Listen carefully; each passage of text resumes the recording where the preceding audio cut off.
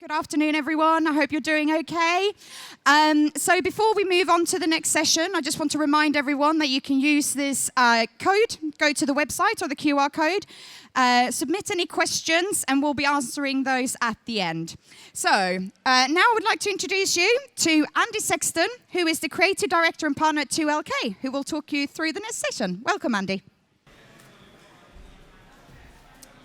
Cool. Hello, everybody. Check we're all good. Microphone sounds okay. Cool.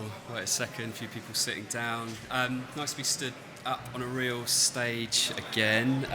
Real people as well. It's been a couple of years. Of course, nice to be back at Event Tech Live. My name's Andy Sexton. I'm Creative Director and Partner of 2LK. We are a future-focused brand experience agency, so we specialise in partnering with tech-driven businesses that have game-changing innovation to showcase. We work with pioneering organisations that typically have a really big appetite for change. A bit closer, okay. And also that have really big stories to tell. We innovate next-generation content-rich experiences that help to amplify and elevate those stories. So to do this, we combine creativity, craft, and technology. And as you can see here, the output of our work is really quite broad, blends different formats, breadth of different channels.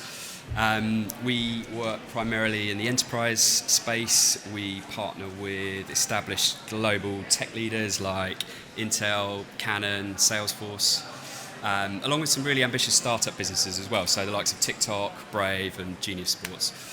Our job really is to help our clients to stay at the forefront of experience innovation. So into the main content for today now, and I want to open up with this really lovely quote from Accenture. I'm aware every time I turn around I lose the microphone, but I'm also in the way of it, so I'll read it out. A great experience is defined not by what you offer, but by how well you enable your customers to achieve the outcomes most important to them. So this is a really good reminder about our audience's needs and expectations. Needs and expectations that might not always align with our own, and that in many cases we might not actually be aware of. So interestingly, this was published in 2020. And since then we've seen societal and economic and behavioural changes that we could never have imagined. The kind of changes that have impacted the needs and expectations of every one of us, no doubt about it. These changes, I'm right in the way, aren't I? Maybe I'll stand this side. These changes have converged with advances in technologies to really alter the brand experience and event landscape in a really big way. So today I'm going to talk about the future of experiences and how important it is that we are able to proactively adapt to our audience's new needs and new expectations. It's also going to cover how important it is that we're able to adopt the new tools that will help us to respond to these needs. Okay, really in the way. Now, the experience economy has been established kind of vernacular, I guess, for the last 20 years or so. And in that time, our collective understanding and appreciation of experience has shifted. There's a ton of great data about the impact of good experience design. Brands are more aware than ever of the great value that experiences create. There's lots of great agencies delivering lots of great work. The standard of experience design today, I would say, is really, really high. But I'm going to put a question out there, which is perhaps that's not enough anymore. Delivering kind of one-off moments of brilliance has become table stakes, really. What we're seeing now, move out of the way, you can see a little bit, amongst leading brands is a really wholesale organisational commitment to experience maturity. So this is a complete mindset change. It's a shift from experiences being executional in nature to them being utterly and essentially integrated into business planning. So at its heart, experience maturity is about continuous measurement and improvement. And the brands that are indexing really high are able to connect up all the experiences that they create and drive extremely high levels of consistency across the channels. So fundamentally, they are able to continuously innovate breakthrough new experiences by taking a very evidence-based approach. They're purposefully commissioning projects that allow them to test and to learn, and that constant testing and learning is allowing them to build up a really deep appreciation of their audiences. In particular, their audiences' needs and expectations, which are, I would say, increasingly new, unmet, and frequently changing. So what happens is customer centricity begins to inform everything that these brands are doing. Critically, businesses with a really high experience maturity are able to make experience innovation into an everyday habit. So it's important to understand that experience maturity is a journey. It's a really continuous and conscious one. So to help kind of contextualize all this, I'm going to show a few of the ways that we as agency are working hard on our own journey. The idea, I guess, is to lift the curtain a little bit around our journey and to show how we're innovating in response to all of this. So I'm going to do this by taking a few simple behavioural insights. I'm going to offer up an imperative in the form of an action, and then I'm going to show how we're innovating in response to that. So you'll find the insights here, if you can read them okay, are really relatable. There's nothing groundbreaking. So in this instance, we have 50% of UK residents refuse to use public transport unless face masks are mandatory. So this really simple statistic that was commissioned by Transport Focus in September this year shows us the power of psychology over science. It demonstrates to us how important it is to create safety as a kind of perception, regardless of what science is telling us. And this creates a framework for an imperative. So, again, nothing groundbreaking, but safety first. Think safety first. And as experience designers, we need to make sure that our audiences feel comfortable. Remember, they have a new need, they have a new expectation. And through that comfort, they feel confident. And without that, we can't create any kind of meaningful engagement. Okay, so our innovation in response to this imperative then. So firstly, we use this kind of what-if framework quite a lot in our studio. It's a really simple way of exploring a problem in a very kind of optimistic and open-minded way. I find it's great to ask questions, like exploratory questions like this, rather than pretend that we have the answers, particularly during the kind of research and development phases. So what you can see here is Navigate AR. So it's a self-funded wayfinding tool that we built. It's a blend of spatial computing. There's some really smart AI in there. And then in this instance, we've used projection mapping as well. So the idea is that we're able to assess crowds. We can identify how crowds are moving, and we can help people to navigate through those spaces in real time in a much safer way. So I think it's clear, but we took an insight, we understood there was an imperative to act, and we set about as a team kind of innovating a response. So I'll show a short film now that explains the project in a bit more detail.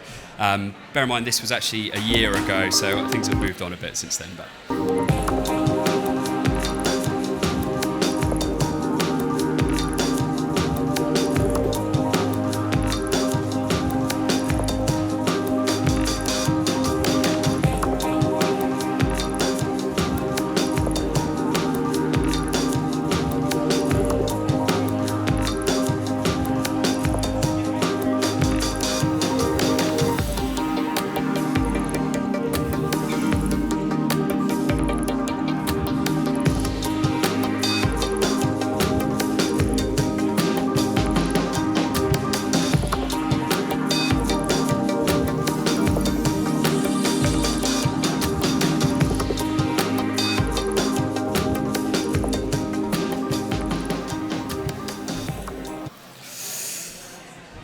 Okay, so taking that theme around innovating safer experiences a little bit further, we've been asking ourselves this question a lot over the last few years. So what if machines could see? So now we're into some really interesting territory around computer vision and how advances in technology are actually enabling us to create immersive experiences that are contact-free and are potentially autonomous. In that way, they can be unstaffed. So there's a few different projects displayed here on the board. The first couple of frames show an amazing kind of object recognition tool down here, which we built for Canon a year or so ago, and it was a tool that allowed print samples to be passed effortlessly in front of a camera.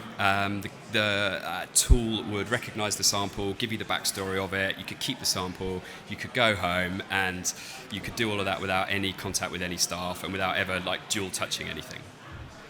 Some of the boards on the lower row there are showing some other projects that we've delivered that use 3D cameras. So we've been able to accurately map people's movements, their body forms, and create real-time, large format, digital content streams, really big ones, that are, again, non-contact, non-staffed, and kind of safety first.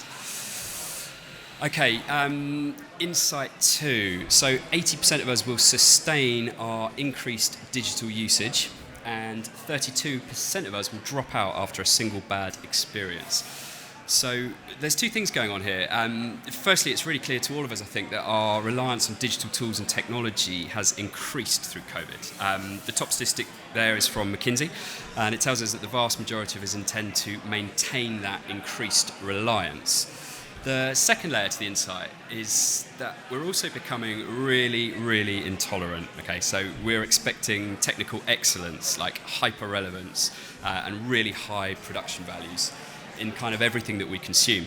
And if it's not there, we're probably going to drop, right? We're going to give in pretty quickly. So the imperative is no surprise. It's kind of thinking as experience designers beyond consumption and trying to develop these much more participative digital experiences.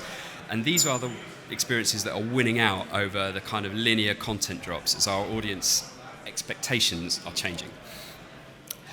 Okay, so we as agency have been exploring different technologies in response to this. We've been asking ourselves the question, what if real time was all the time? So without getting too technical here, there's a whole series of different kind of tools and technologies and subsets to real time, but primarily here we're talking about using gaming engine technology that allows us to interact in 3 dimensions in real time. So we've been working through a number of different kind of R&D studies across different tools that we've been able to leverage to allow our audiences to take control of their own experiences. We've looked at things like pixel streaming for real-time virtual tours, Web 3D applications for different kind of custom virtual events platforms that we've built, really powerful kind of AR that can sit on your mobile browsers, and right into very big XR studio applications as well. And I think for us, what's really interesting is that the appetite for all this seems to be really high. There's a really high curiosity to it, both from a kind of brand and audience perspective. Maybe particularly present with the kind of tech-driven clients that we work with and the very kind of innovation-rich stories that we're helping them to tell. So I'm just going to take that one step further then. So this time stepping out of kind of virtual experience realm and back into a live kind of environment. So the frames that you can see here are showcasing a really incredible interactive real-time software tool that we've built with a few partners working with Intel over the last couple of years. And we call it the Datascape. So it was initially built in response to this question, right? What if innovation made information more exciting? And when you think about that insight, you think about the hyper digital expectations of our audiences, along with their raising intolerance for average, right? And you can see how real-time technologies, in this instance, combining with computer vision, allow us to create really incredible digital experiences that transform viewers into participants, even if the subject matter itself is quite deep and quite complex. So just unpack that one a little bit further. Here's a short film that shows that particular piece of innovation in a bit more detail.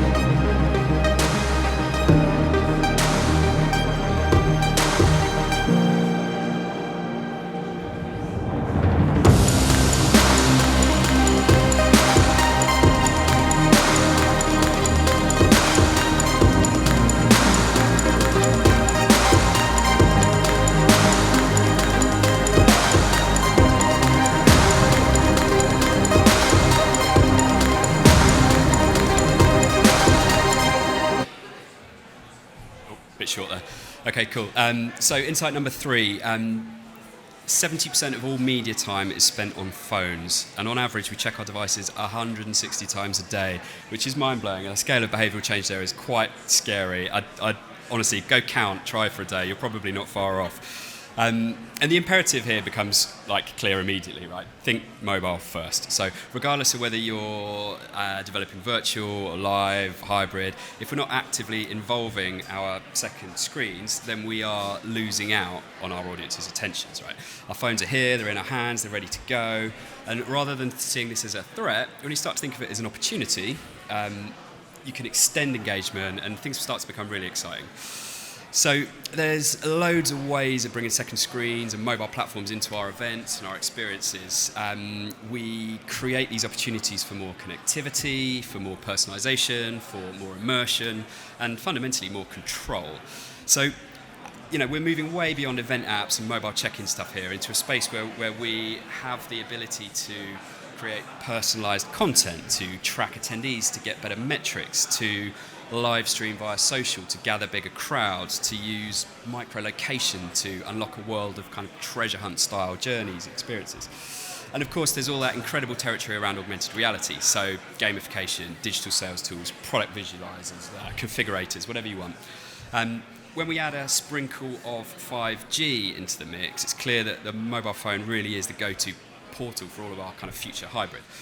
And the frames that you can see here, mixed bag really, but a lot of them are from an R&D study that we did on behalf of a huge social media client, looking into how we might be able to control a digital display, much as this one, in a real-world setting directly from their platform UI.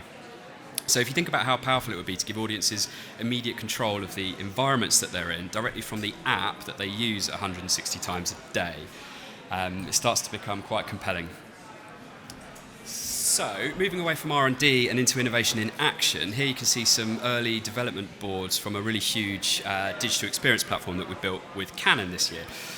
So this is an ongoing project, and right from the beginning it became clear from the outset that we needed to think hard about how we would future-proof the investment.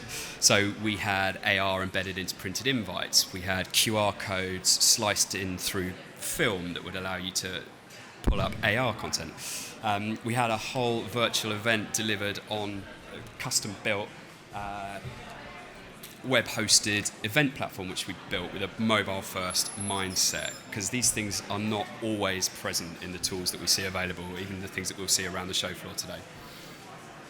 Okay then, last one, nearly done.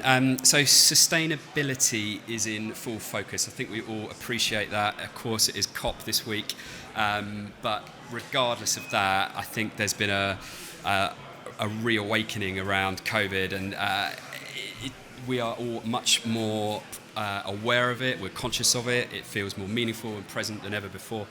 And the imperative here obviously extends far beyond the realm of experience design, and it talks to us as kind of individuals, organisations and nations as well. For those of you who can't see it in the audience there, we need to reduce our emissions by at least 7% each year between now and 2030. So that is a large imperative, something that's very, very present. So what if we only created carbon neutral experiences? Or how about carbon positive experiences? So I mentioned earlier on that experience maturity is a journey. It's one of constant testing and learning. The reality is that as experience and event designers, we've been forced to create sustainable experiences through virtual for the last couple of years. We've been forced to test and we've been forced to learn. But learn we have, and we've all picked up some incredible knowledge in the last couple of years. I think personally we're in danger of leaving that learning behind and getting sustainability back to the bottom of the agenda. Back to an afterthought in the experiences that we're designing and delivering. We'll be failing to understand our audience's expectations, what they need us to be doing as designers and on behalf of our clients. And we'll be failing to innovate in the space that probably needs the most attention and the most investment. So look, in truth, blank page, right? Standing here today, I don't have any really meaningful R&D that I can share. I don't have any great examples from our stable of how we can innovate forwards. I've got lots of ideas, got lots of thoughts, but as part of our journey as agency, this imperative here is top of mind as we go into 2022 is going to be the purpose that we're innovating around next year. And what I'm hoping is maybe a year from today, I can stand at EventTech Live and show a couple more boards of things that we've done and innovation that we've generated and changes that we've made in response to this imperative. And I would also urge everybody else to do the same. So one last closing insight. 80% of companies believe they deliver superior experiences, but only 8% of consumers agree, which is another amazing statistic from that same Accenture report that we opened with. So the imperative I will leave you with is go innovate. With the pace of change as it is, standing still is not an option. And I would recommend the do, learn, do approach, which is get stuck in and see what happens. Okay, cool. How's that for time? All good? Yes, yeah, you're very good for time. That was really exciting to see. So when you're talking a lot, you're putting actually in the user's hands, right? It's all about who is attending the event, what they want to do. And sustainability, I think, has been a big topic, obviously, when we're talking about the virtual experiences. It's helped with our sustainability, but it then sometimes goes against the experience. What do you think is the most important here moving forward? It's a great question. I mean, I guess you would have seen recently that Coldplay announced their whole new touring philosophy, and I thought what was really interesting is Chris Martin saying, I've got this conflict where I'm desperate to be on stage doing the thing I love, but I know it's bad, and he cares a lot, and he's torn, and he's not suggesting to have the answers, but he's trying hard, and I think that's the kind of mentality that we need. We're not going to solve this immediately. I think it takes change on like audience, agency, and client side. But the triple bottom line that people talk about in terms of planet, profit, and people, it is achievable. It's just a balancing act to get there, I think. Yeah, as you said, we don't need to do everything, as long as we're all doing something, right, Sure. to make it better. And Coldplay is a great example. I love the when they did that concert recently, was driven by bikes, right? The electricity. That was phenomenal to see. Unless you've ever tried to ride a bike to charge a phone, and it's absolutely impossible. Why are we not seeing any bikes here today, I'm wondering, right? Put me on one, I'll keep on going. There is actually another question as well. Sorry, it's disappeared here for 1 second. It's about where do you see technologies like VR and HoloLenses to fit into these sort of engaging experiences moving forward? Yeah, there's so many tools and technologies like that will all find their place. I mean, for us as a business, there's a lot of technology that we've talked about here, and there's a lot of tools and a lot of innovation feels like it has to live around devices and content and all the rest of it. But actually, there's a huge amount of it that is story-driven. And as a business, we take that. There's a whole nother deck that we can talk through another day about doing technology last and starting with the story. But in today's format, it felt like technology was the right sort of button to be pressing. So VR, HoloLens, they're all part of that real-time family of creating experiences that are generating in the moment, and that also allow us to be present in a live setting, but also within a virtual one as well. Yeah, and as you showed us as well, mobile phones is a huge important part of that, right? As you mentioned that about we look at our phones 160 times a day, I picked up my phone and I was like, oh God, put it away. Scary, isn't it? Well, thank you so much, Andy. Really amazing experience, and thank you all for joining us here today. Thank you. Thanks, everyone. Cheers.